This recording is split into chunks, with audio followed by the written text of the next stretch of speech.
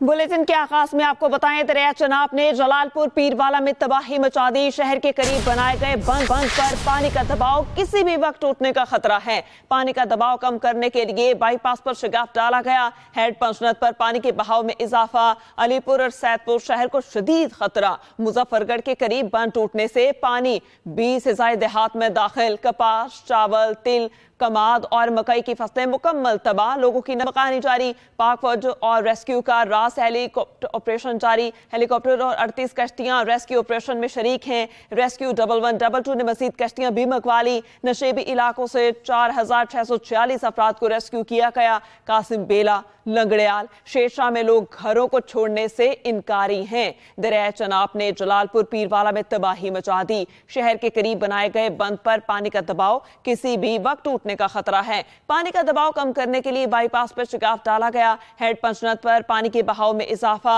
अलीपुर और सैदपुर शहर को शदीद खतरा है। दरियाए चनाब में इंतहाई ऊंचे दर्जे का सैलाब बरकरार। जलालपुर पीरवाला में मकामी बंद टूटने के बाद शदीद सैलाब की सूरत हाल ने तबाही मचा दी। जलालपुर पीरवाला समेत मुलहिका इलाकों में मुतादिद बस्तियां ज़ेरे आब आ गईं। पानी घरों में दाखिल होने पर शहरियों ने घरों की छतों पर पनाह ले ली। पानी की सतह मुसलसल बढ़ने की वजह से इलाके में इमरजेंसी नाफिज कर दी गई। शहर को फौरी तौर पर खाली करने का हुक्म दिया गया। सैलाब के बायस जलालपुर पीरवाला में मौजा शाह रसूल और बेटवाही के जमींदार बंद टूट गए, जिससे पानी बहादुरपुर तक पहुंच गया। मकामी इंतजामिया ने शहरियों को नकल मकानी करने का हुक्म दे दिया। हेड मोहम्मद वाला के मुतासरा इलाकों में हजारों एकड़ पर खड़ी फसलें तबाह हो गई। अलीपुर में हेड पंचनद पर पानी की सतह में मुसलसल इजाफा हो रहा है। 20 से ज्यादा देहात में पानी दाखिल हो गया। अलीपुर और सैदपुर को शदीद खतरा, जबकि कपास, चावल, तिल, कुमात, मकई और दीगर फसलें मुकम्मल तबाह हो गई। झंग में 300 से ज्यादा देहात सैलाब की जद में हैं, जिससे 2,81,000 एकड़ अराजी पर खड़ी फसलें तबाह हो गई। मुजफ्फरगढ़ में अजमतपुर के इलाके में बंद टूटने से कई बस्तियां ज़ेरे आब आ गईं और हजारों अफराद को नकल मकानी करना पड़ी। दरियाए सतलुज में बिहाड़ी के मकाम पर बड़ा सैलाबी रैला पहुंच गया। हेड इस्लाम पर पानी की आमद 1,20,000 क्यूसिक से ज्यादा, जबकि हेड तरीमो के मकाम पर इंतहाई ऊंचे दर्जे का सैलाब है। कादिराबाद और खान के हेडवर्क्स के मकाम पर निचले दर्जे का सैलाब है। उधर पंजाब के दरियाओं में तुगयानी की सूरत हाल बरकरार है। सतलुज में गंडा सिंह वाला पर इंतहाई ऊंचे दर्जे का सैलाब है। पानी का बहाव 3,19,000 क्यूसिक है। सुलेमानकी पर ऊंचे दर्जे का सैलाब, जो कि पानी का बहाव 1,35,000 क्यूसिक रिकॉर्ड किया गया। पीडीएम में पंजाब के मुताबिक दरिया चनाब में मराला पर पानी का बहाव 84,000 क्यूसिक है। कादराबाद और खानकी के मकाम पर निचले दर्जे का सैलाब है। पानी का बहाव 1,47,000 क्यूसिक है, जबकि हेड तरीमू पर इंतहाई ऊंचे दर्जे का सैलाब, पानी का बहाव 5,43,000 क्यूसिक है। आपको बताएं कि पंजाब के दरियाओं में तुगयानी की सूरत हाल बरकरार। सतलुज में गंडा सिंह वाला पर इंतहाई ऊंचे दर्जे का सैलाब है। पानी का बहाव 3,19,000 क्यूसिक है।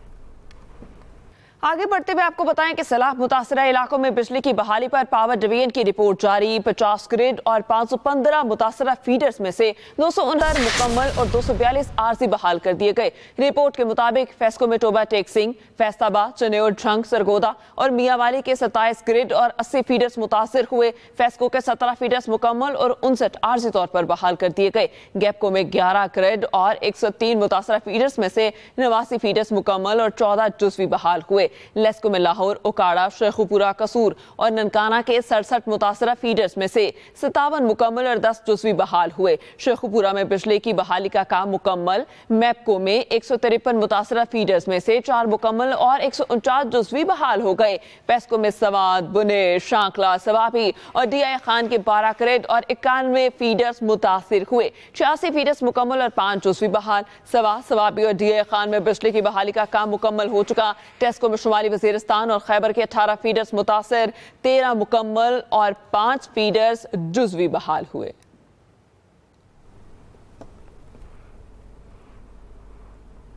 भारत ने दरिया सतलुज में मजीद पानी छोड़ दिया है। वजारत आबी वसाइल ने मुत्तलिका इदारों को हंगामी अलर्ट जारी कर दिया। वजारत आबी वसाइल के मुताबिक भारतीय हाई कमीशन ने दरिया सतलुज में 2 मकामात पर ऊंचे दर्जे के सैलाब से आगाह किया। दरिया सतलुज में हरीके और फिरोजपुर के मकाम पर इंतहाई ऊंचे दर्जे के सैलाब का खतरा है। तो भारत ने दरिया सतलुज में मजीद पानी छोड़ने से आगाह कर दिया। इस ऐसे में वजारत आबी वसाइल ने मुतल्लिका इदारों को हंगामी अलर्ट जारी कर दिया है। वजारत आबी वसाइल के मुताबिक भारतीय हाई कमीशन ने दरिया सतलुज में 2 मकामात पर ऊंचे दर्जे के सैलाब से आगाह किया है।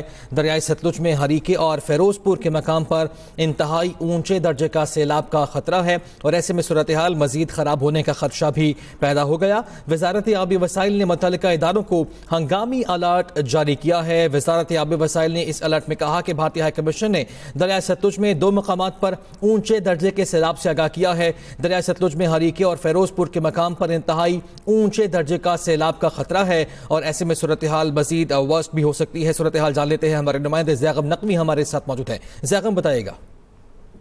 जी बिल्कुल, भारतीय आबी जारियत जारी है और सेंतास मुआहदे की खिलाफ वर्जी करते हुए जो पानी है मजीद जो दरिया सतलुज है उसमें छोड़ा गया है, लेकिन भारत की जानब से सफारती ज़राए से ये एक मुरासला भिजवाया गया है जिसकी डिस्ट्रीब्यूशन जो है आगे सेंतास मुआहदे की जो सेक्रेटेरिएट है उसकी जानब से किया गया है और इसमें ये कहा गया है कि मजीद सैलाबी सूरत हाल का खदशा इस वक्त भी बदस्तूर मौजूद है और दरियाए सतलुज में मजीद पानी छोड़ा गया है। ज़राए वजारत आबी वसाइल ने ये बताया है कि तमाम मुतलका जो इदारे हैं उनको हंगामी अलर्ट जारी कर दिया गया है। बिल्कुल ठीक है, हंगामी अलर्ट भी जारी कर दिया गया है। शुक्रिया आपका ज़ैगम नकवी, आपने आगाह किया। वज़ीर आला पंजाब मरियम नवाज बड़े रिलीफ पैकेज का ऐलान करने जा रही हैं। पंजाब में सैलाबी सूरत हाल बिगड़ रही है, बारिशें भी कसर खा रही हैं। वज़ीर इत्तलात पंजाब अस्मा बुखारी की न्यूज़ कॉन्फ्रेंस, कहा सैलाब से पंजाब में अब तक 60 अफराद जाम बहक हुए हैं। आपको बताएं कि वज़ीर इत्तलात पंजाब अस्मा बुखारी का कहना है कि सैलाब से पंजाब में अब तक 60 अफराद जाम बहक हुए हैं। वज़ीर आला पंजाब मरियम नवाज बड़े रिलीफ पैकेज का ऐलान करने जा रही हैं। पंजाब में सैलाबी सूरत हाल बिगड़ रही है, बारिशें बेगज़ब ढा रही हैं, ये कहना है वज़ीर इत्तलात पंजाब अस्मा बुखारी का। Initiatives reflect Pakistan's broader foreign policy, which is rooted in the principles of UN Charter, sovereign equality of states, non-interference, right to self-determination, and the peaceful settlement of disputes. This spirit of ISC aligns with Pakistan's commitment to the centrality of the multilateralism in providing a framework for trust building and cooperation, which are essential for lasting peace and development. Excellencies, ladies and gentlemen, Pakistan's election to the United Nations Security Council with resounding international support 182-5 for the 2 years term 2025 and 2026, its continued role as a bridge builder in the council as well as its various initiatives under its presidency of the council in July this year reflect its growing role and importance in the area of international peace and security. Under Pakistan's presidency, the UN Security Council, which I chaired on Pakistan's behalf, unanimously adopted Resolution 2788 on strengthening mechanism for the peaceful settlement of disputes. Now, by the way, this was rare. After a long number of years, a consensus resolution, a unanimous resolution was adopted on 22nd of July in the in the UN Security Council. Excellencies, you see, we meant to keep working on these lines, and we urge greater use of negotiations, mediation, and resort to regional and sub-regional organization, as well as the good offices of the Secretary General for the peaceful settlement of disputes. With regard to the development challenges being faced by many developing countries, we also continue to urge the need for addressing the vicious cycle of poverty and rising global inequality by reforming the international financial architecture.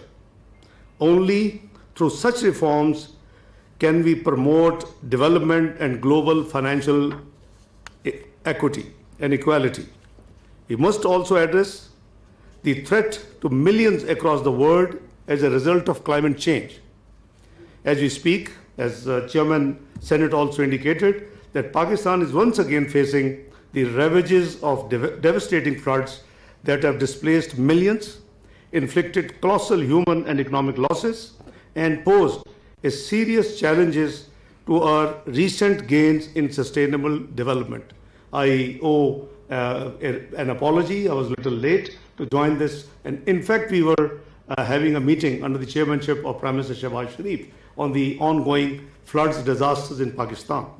It is unfortunate that despite contributing less than 1% in the global emissions, Pakistan continues to be among the top 10 hardest hit by climate change.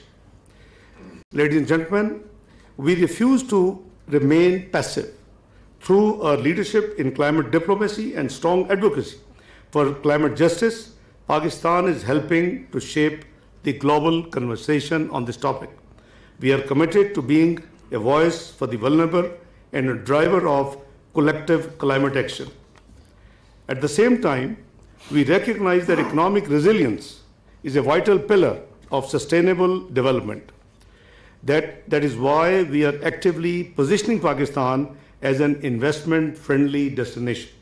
Ladies and gentlemen, Excellencies, wearing multiple hats as Deputy Prime Minister, Foreign Minister and Leader of the House in the Senate, I have the privilege of seeing both sides of equation, foreign policy on the one hand and parliamentary consensus on the other. I am sure, and I can assure you as well, that when the executive and the legislative pillars work in harmony, meaningful progress follows. That is why the Inter-Parliamentary Speakers Conference is very significant in my opinion. It brings them together and generates the momentum needed for meaningful action. Excellencies, ladies and gentlemen, today's ceremony is only the beginning. The main conference is in November, will bring even more global voices to the table. I am hopeful that the conversations we start today will develop into strong partnerships and practical outcomes and solutions to achieve peace, security, and development. In closing, I thank all the distinguished participants who are here today with us. I also extend my best wishes to the Honorable Chairman Senate for the successful hosting of the ISC gathering in coming November. I thank you all.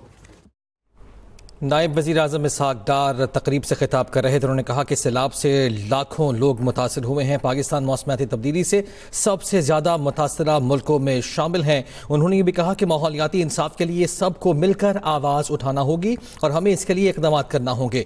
अमन, इस्तेहकाम और तरक्की का आपस में गहरा ताल्लुक़ है। नायब वज़ीर आज़म की जानिब से भी कहा गया कि पार्लिमानी लीडर्स के माबैन राब्तों और तबादलों का फ़रोग़ वक्त का तकाज़ा है। इस वक्त हमें मौसमियाती तब्दीली जैसे संगीन चैलेंज का सामना है। कराची के मुख्तलिफ इलाकों में हल्की बारिश, सदर, कालापुल और अतराफ में बूंदाबांदी हो रही है। इस पर बात करेंगे आफ्ताब खान से। जी आफ्ताब, बताइएगा। जी बिल्कुल, कराची का मौसम अगर इस वक्त हम बात करें तो मुकम्मल तौर पर अबर आलूद है और धूप मुकम्मल तौर पर गायब है। और गुज़श्ता शब की अगर बात करें, यानी रात दरमियानी शब जो है वो कराची के मुख्तलिफ इलाकों में जो है वो बूंदाबांदी, फुहार और जो है वो हल्की बारिश का सिलसिला शुरू और आज सुबह तक वो बरकरार रहा।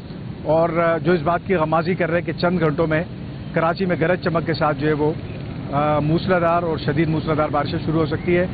इन बारिशों की शिद्दत जो है वो मंगल को जो है वो ज़्यादा मुशाहिदे में आ सकती है, जिसके बारे में चूँकि मौसमियात ने कहा है कि बतदरीज ये सिस्टम करीब आता जा रहा है और उसका फैलाव चूँकि सिंध समेत पूरे कराची के ऊपर इस वक्त है, तो इसके नतीजे में जो है वो कराची में गैर मामूली बारिशें मुतवक्के हैं। जी, कराची में 10 सितंबर तक वक्फे से बारिश का सिलसिला बरकरार रह सकता है। तर्जुमान महकमा मौसमियात के मुताबिक कराची समेत देही सिंध के मुख्तलिफ अजला में मूसलाधार बारिश मुतवक्के है मौजूद है और ये अभी भी डीप डिप्रेशन की शक्ल में मौजूद है और आने वाले 18 से 24 घंटों के दौरान थोड़ा सा कमज़ोर होकर ये डिप्रेशन की शक्ल इख्तियार करेगा और इसकी मूवमेंट जो है वो तकरीबन मगरिब, शुमाल मगरिब की जानिब, यानी कि हमारे सिंध के जो वस्ती अजला हैं उनकी जानिब है। और इस बात की तवक्को है कि आने वाले आज से लेकर 10 तारीख तक जो है सिंध के जनूबी अजला, जिसमें शहीद बेनज़ीराबाद, हैदराबाद, टंडो मोहम्मद खान, टंडो अलायार, थरपारकर, सांगड़, बदीन, ठट्ठा, सुजावल, दादू, हैदराबाद, जामशोरो और कराची में जो है वो वक्फे से बारिश और चंद मुकामात पर शदीद मूसलाधार बारिश भी हो सकती है। आपका डीप डिप्रेशन या डिप्रेशन होता है तो इसके साथ तकरीबन 60 से 70 किलोमीटर फी घंटे की रफ्तार से हवाएं चलती हैं और इसके साथ साथ मूसलाधार बारिश भी होती है। तो कोशिश करें कि बिला ज़रूरत जो है वो घरों से बाहर ना निकलें। वज़ीर आला पंजाब मरियम नवाज से सऊदी सफ़ीर नवाफ बिन सईद अल मालकी की मुलाकात। बाहमी ताल्लुकात, सैलाब मुतासरीन की इमदाद, इक़्तिसादी ताउन और इलाकाई सूरत हाल पर तबादला ख्याल हुआ। मरियम नवाज का खादिमुल हरमैन अल शरीफैन शाह सलमान बिन अब्दुल अजीज़ और वली-ए-अहद शहजादा मोहम्मद बिन सलमान को खराज तहसीन। वज़ीर आला पंजाब मरियम नवाज ने कहा, सऊदी क़यादत का विजन, हमदर्दी और बसीरत मुस्लिम उम्मा को वहदत और तरक्की की तरफ ले जा रही है। सऊदी अरब की सैलाब मुतासरीन की इमदाद हकीकी भाईचारे की अलामत है। सऊदी अरब की तरफ से 10,000 फूड बास्केट और शेल्टर फराहमी पर शुक्रगुजार है। पाक सऊदी ताल्लुकात स्ट्रेटेजिक नहीं, हकीकी अखुवत और भाईचारे पर इस्तवार हैं। सऊदी अरब की जानिब से सैलाब मुतासरीन के लिए इमदादी सामान के 5 ट्रक पहुंच गए।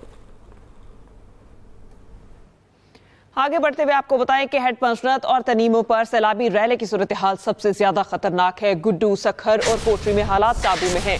सीनियर वज़ीर सिंध शजील इनाम मेमन का कहना है, पंचनद में पानी की आमद और अखराज 5,04,000 क्यूसिक है और 13,38,887 अफराद, 3,80,363 मवेशी महफूज मकामात पर मुंतकिल कर दिए गए।